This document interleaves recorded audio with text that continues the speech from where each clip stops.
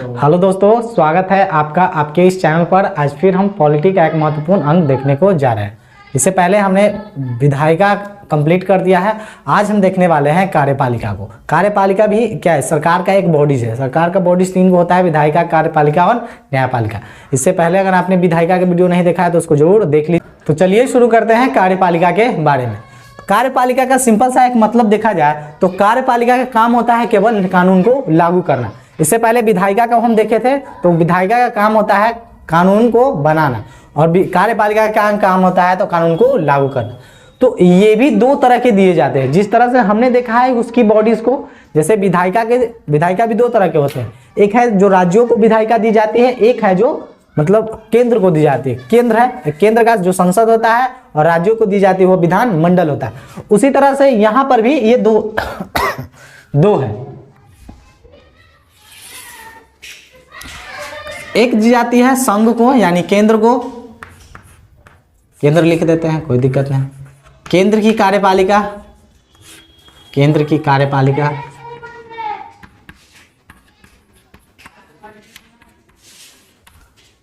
और यहां होती है राज्य की कार्यपालिका। राज्य की कार्यपालिका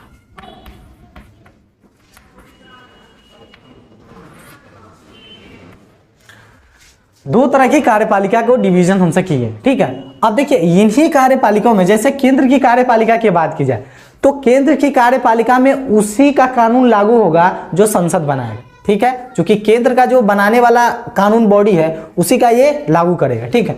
उसी तरह हर राज्य को अपना एक कार्यपालिका दिया गया है, ठीक है। क्योंकि अपना जैसे मान लीजिए बिहार का विधानमंडल होगा तो बिहार की कार्यपालिका उसको क्या करेगा? कानून लागू करेगा। अगर किसी यूपी की विधानमंडल अगर कानून बनाएगी तो यूपी का ही कार्यपालिका उसमें क्या करेगा? कानून को लागू करेगा। यानी प्रत्येक राज्यों को कार्यपालिका मिला हुआ है। और बात की जाए यहां पर केंद्र को क्या है? केंद्र को मिला हुआ है आपका संसद है, वो भी विधायिका है। तो संसद जो कानून बनाएगा ना उसको लागू करेगा, ये केंद्र की कार्यपालिका लागू करेगा। अब देखते हैं इसमें बॉडीज कितने होती है, सदस्य कितने होते हैं। जैसे कानून को लागू करने के लिए कितने सदस्यों को काम में लिया जाता है, ठीक है। दो तरह के सदस्य में काम लिया जाता है। एक है इधर दोनों जगह सेम चीज होता है, ठीक है। पहले हमसे समझते हैं अस्थाई।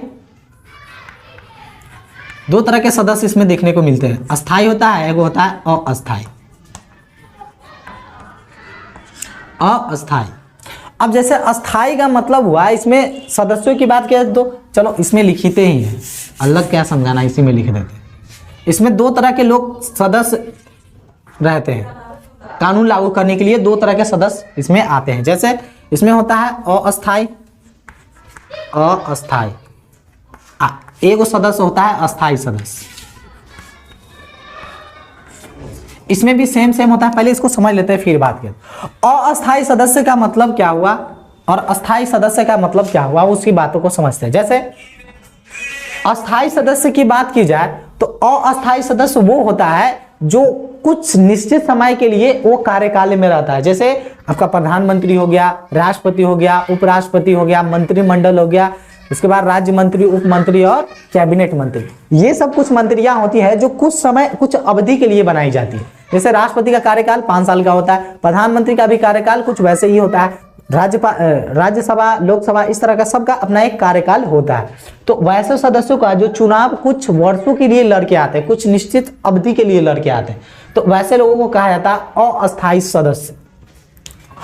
अस्थायी सदस्य कौन होते हैं? अस्थायी सदस्य वो होते हैं जो सरकारी नौकरी के थ्रू आते हैं। जैसे अब कोई व्यक्ति का 60 वर्ष कंप्लीट है कि 60 वर्ष की नौकरी करेगा तो वो होता है अस्थायी, यानी पूरी तरह अस्थायी वो सदस्य होते हैं। चलिए इधर अस्थायी सदस्य में कौन कौन बॉडीज होते हैं? तो आपके होते हैं राष्ट्रपति, उसके बाद होते हैं उपराष्ट्रपति, उसके बाद आते हैं प्रधानमंत्री, उसके बाद होते हैं आपका मंत्री परिषद। अब इन्हीं मंत्री परिषदों को, जैसे ई मंत्री परिषद प्रधानमंत्री को प्रधानमंत्री कहते हैं, राष्ट्रपति को, यही कानून लागू करने का फंडा होता है, ठीक है। अब इसमें कौन होते हैं, तो इसमें आप कह दीजिए सरकारी सचिव जो होता है, सचिव, ठीक है। इसके बाद आपका और भी बहुत सारे होते हैं इसमें, ठीक है। लेकिन नॉर्मली समझिए कि सचिव के तौर पर ये मतलब अस्थाई जो होते हैं वो होते हैं, सरकारी जो व्यक्ति होते हैं वो होते हैं, ठीक है। अब यहाँ पर देखिए, यहाँ की बात की जाए तो मंत्री परिषद को, तीन वो चीज को मंत्री को मिलाकर मंत्री परिषद कहा जाता है। जैसे मंत्री मुख्यतः तीन तरह के ही होते हैं, जैसे कौन कौन होते हैं, तो एक होते हैं राज्य मंत्री, एक होता है उप मंत्री, और एक होते हैं कैबिनेट मंत्री, कैबिनेट मंत्री, ठीक है। ये सारे लोग इस कार्यपालिका में लोग उपस्थित रहते हैं। किसी भी कानून को लागू करना है तो ये सारे लोग इसमें उपस्थित रहते हैं, तभी कोई कानून लागू होता है। तो ये तो स्ट्रक्चर हो गया केंद्र का। अब उसी तरह सेम चीज होता है, सेम चीज यहाँ पर भी राज्य की कार्यपालिका में होता है।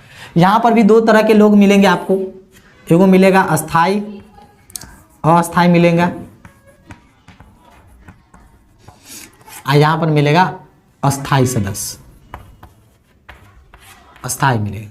तो अस्थाई में भी फिर उसी तरह राज्य की बात की जाए तो राज्यपाल होते हैं, राज्यपाल, फिर उपराज्यपाल होते हैं,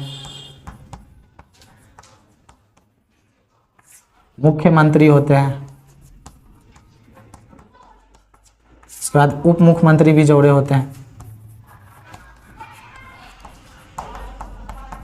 और उसके बाद मंत्री परिषद तो होता है, मंत्री परिषद। मंत्री परिषद भी वही, मंत्री परिषद भी तीन तरह की होती है। राज्य स्तर में भी तीन तरह के ही मंत्री होते हैं, वही राज्य मंत्री, मंत्री और कैबिनेट मंत्री, सेम ही होता है, कोई दिक्कत नहीं है। इसी तरह यहाँ पर भी अस्थाई में भी सचिव होता है, राज्य के में भी सचिव को होता है, जो क्या है सरकारी किसी जॉब पर स्थित होता है, ठीक है।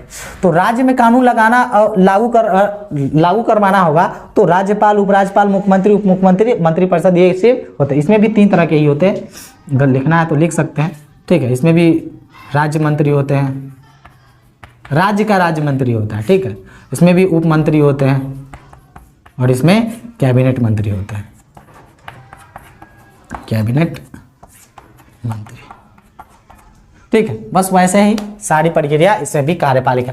ये क्या हो गया, राज्य में अगर राज्य का विधानमंडल कोई कानून बनाएगा तो उसमें उसको लागू करने के लिए इतने लोग ये जरूरी है, तभी वो राज्य की कार्यपालिका में किसी कानून को लागू करते हैं, ठीक है।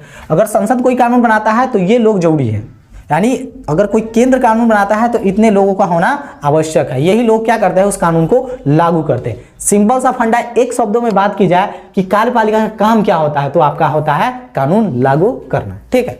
तो आई होप कि इतना सारा चीज आपको समझ में आ गया होगा, कार्यपालिका की सारी बॉडीज को समझ में आ गया होगा। देखिए, इसको अनुच्छेद बाय अनुच्छेद तो पढ़ेंगे, बस शर्तें अभी आपको इतना पता होना चाहिए कि विधायिका क्या होती है, क्योंकि जेम्स फोर्ड जो व्यक्ति थे उनको इस अवधारणा को पहले आपको समझना होगा, ठीक है। शुरू में राजा जो हुआ करता था, राजा के पास ही तीनों पावर होती थी, खुद ही कानूनों बनाता था, खुद ही लागू करता था, खुद ही उस पर न्याय भी सुनाता था। तो इससे क्या होता था, राजशाही उभरता था, तानाशाही उभरता था, इस तरह के।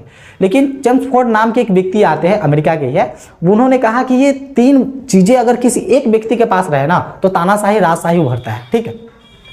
तो उसको कहा जाता है शक्ति पृथक्करण, यानी शक्तियों का विभाजन, यानी विधायिका को अलग बनाओ, कार्यपालिका को अलग बनाओ और न्यायपालिका को अलग बनाओ, ठीक है। ये सरकार की मेन बॉडीज होती है। अगर यही तीनों बॉडी अगर किसी एक व्यक्ति के पास आ जाए ना तो वहीं पर तानाशाही, राजशाही, ये सारी चीजों खतरनाक वाली उभरती है, ठीक है। तो उसी चीजों को हम सब देख रहे हैं कि भारत में किस तरह की व्यवस्था है।